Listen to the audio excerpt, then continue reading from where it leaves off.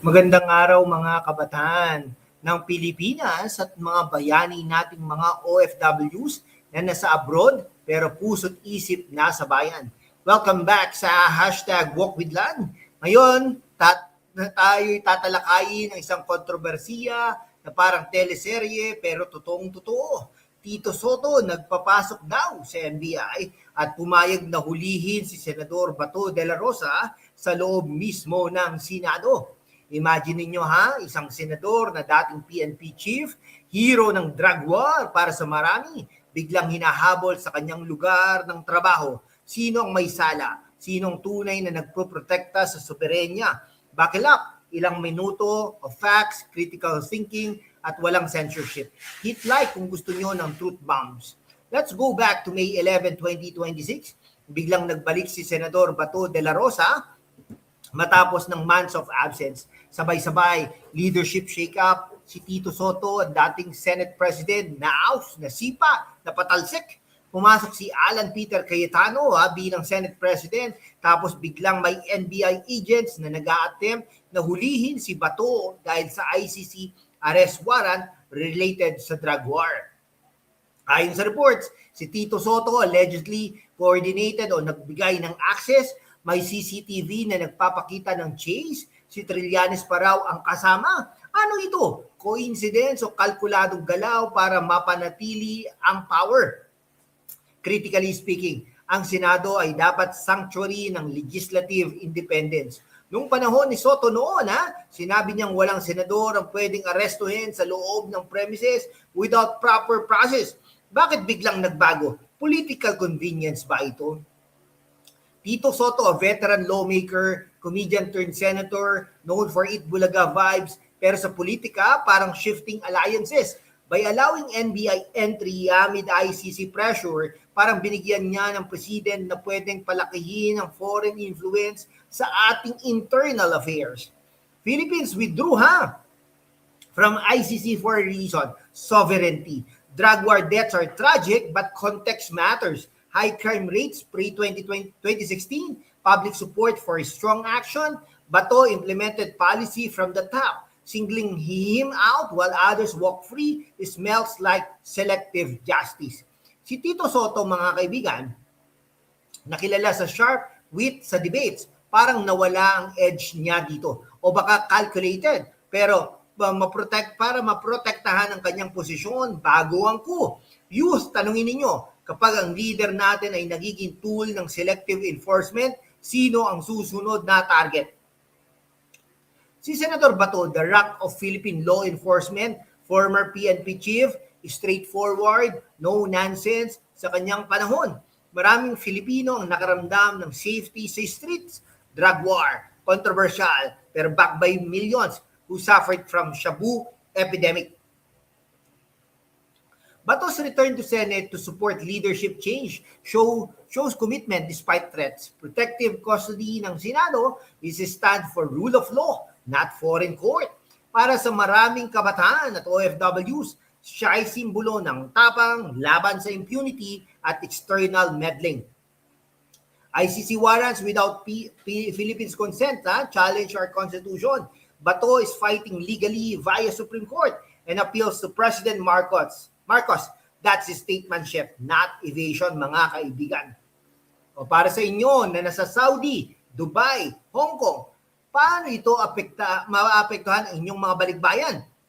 Weak sovereignty means unstable economy, less protection for OFWs, political betrayal inside Senate erodes trust.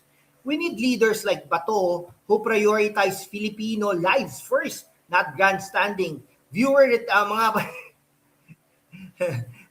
What if this sets dangerous precedent for all senators? Okay magkape muna po tayo. Napakabilis ko po kasi magsalita Anyway, while we fight for truth, practical din tayo. As an OFW or student, kailangan nyo ng reliable gear. Check this, best finds natin. Anchor power bank sa Lazada or Shopee, never miss family calls, trending talaga. Salora casual sa tube tops, stay stylish kahit sa bahay o work. Phone mounts for safe navigation. perfect para sa mga rider. Robot vacuums at storage organizers make life easier after long shifts. Shop via links sa description, suportahan ang channel, suportahan ang bayan.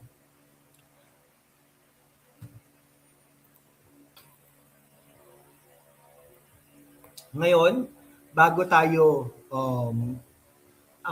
natin unawain, no? Talagang ngayon bago tayo mag-conclude, huwag tayong maging emotional lang. Kailangan natin ng critical thinking at actionable steps.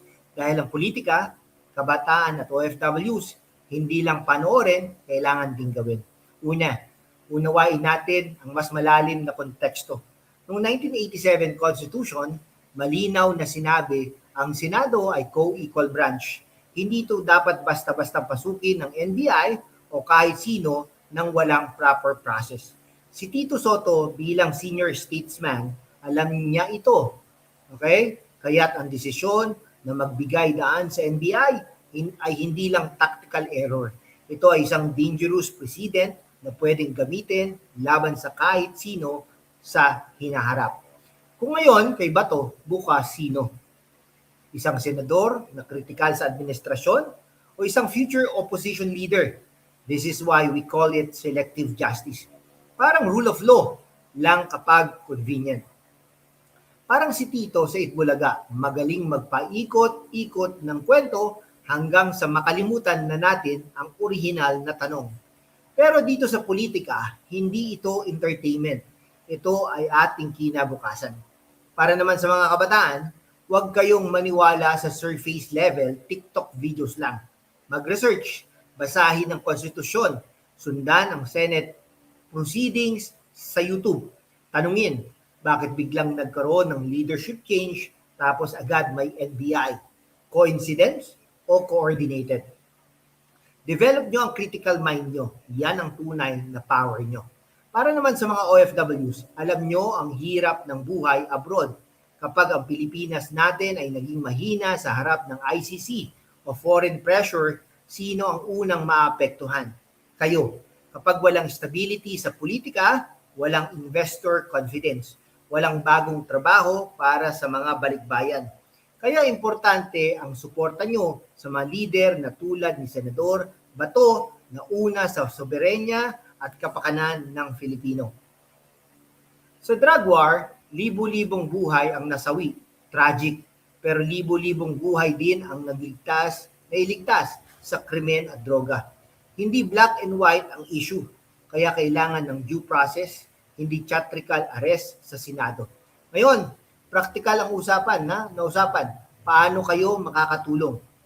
I-share ang video na ito sa inyong group chats, Facebook groups ng OFWs at barkada. Huwag i-share ng basta, i-explain ito bakit importante. Siyempre, economic level, habang nanonood, suportahan ang mga lokal na negosyo at maging smart consumer. Habang pinaglalaban natin ang katotohanan, ingatan din natin ang ating mga sarili. Trending ngayon sa Shopee at Lazada, Anchor Power Bank at TWS earbuds para hindi maubusan ng battery habang nakikinig sa Senate, hearings o family calls. Sa Lora Fashion Finds, lightweight jackets at comfortable shoes para sa mga OFWs na laging on the go. Motorcycle phone mounts at helmet Bluetooth, safety first para sa delivery, riders at bikers dito sa Pilipinas. Robot vacuum at compact air fryer, home essentials na nakakatipid ng oras pag-uwi mo galing ship. Link sa description at comment section. Every purchase helps the channel while helping you. Political level naman, mag-register to vote. Educate your family. Demand transparency mula sa lahat ng senador. Hindi lang kay Soto o kay Bato. Hold everyone accountable. Kabataan, kayo ang future. OFWs, kayo ang backbone ng ekonomiya. Huwag tayong maging manonood lang sa ating sariling kasaysayan. Dapat tayo'y manlaban ng may dignidad, may katwiran at may tapang. Ang laban para sa soberenya ay tunay na hustisya at ay hindi madali. Pero kung sama-sama tayo, walang kinikilingan, pero puro prinsipyo, walang hindi kayang baguhin. Mga kababayan, sa mundo kung saan ang kasinungalingan ay nangingibabaw, ang katotohanan ang unang sinisikil. Pero kasama kayo, magpapatuloy tayo sa laban, walang takot, walang kinikilingan, at laging handa para sa bayan. Sumali na sa aking YouTube channel membership sa hashtag #WalkWithLan at tulungan natin ang channel na maabot ang 100,000 subscribers. Ang inyong suporta ang susi sa kalayaan natin para ipagpatuloy ang pagbabalita ng katotohanan. Salamat at kita-kits sa laban. Comment down below, bayan muna, kung nasa inyo pa rin ang tapang ni Bato, like, subscribe, at i-bell ang notification. God bless you Philippines. God bless the Philippines. Maraming salamat po sa lahat.